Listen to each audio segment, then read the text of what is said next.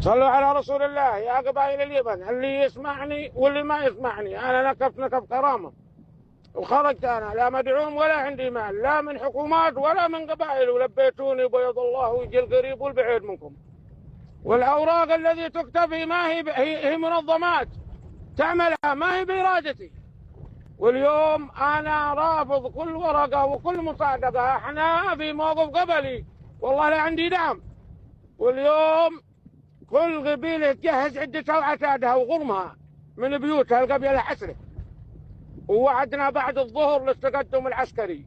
والله اللي رفع السماء وبسط الأرض غير ذا الموضوع ما بحاجة، ودوني يوم القبيلة على لتمه فقط يا قبائل اليمن. وبعد يوم القبيلة من الصباح إلى أن تغرب عين الشمس بيض الله وجيكم، إن قبضتوشي منطقة وإن ما قبضتوشي. هذا القرار مني أنا يا حمد بدغم. إذا كانكم يا قبائل اليمن جيتوا من أجل نكف ومن أجل العور اللي وقع فيني واللي عنده أغراضيات بايبين منكم، أنا ما عينت دعم من الدول ولا من المنظمات ولا من القبائل. أكلمكم جد، إلا حاجات بسيطة باتي ماء وما ماء.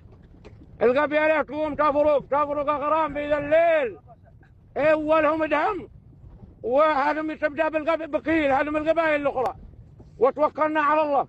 بكرة ترتيب، وبعد بكرة صباحا إلى المغرب يجري بها الشرق الأوسط. هذا تقريري غير ذا الكلام، والله ما عاد يقع مني كلام.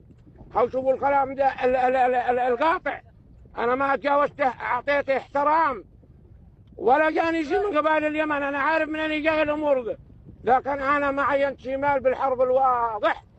أنتم يا قبائل اليمن أنتم أقوى من الدول، أنتم بتقاتلوا على عرضكم وشرفكم ودينكم ومناطقكم، فأنتم أقوى. عندكم السلاح الثقيل والخفيف والمتوسط، وعندكم المنظمات، وعندكم التجار، وعندكم أفرقوا فرقتكم في ذا الليل. وكل قبيلة جاهز عدته وعتاده. غير ذا الموضوع ما عندي حاجة أنا إلا من هو يتوصل بقيادات وبيدعموه، فهو ممنوع. وقفنا قبلي لو نريد نحن ندخل فيه الدول ما احنا عاجزين، احنا نعرف الدول قبل يعرف أي واحد.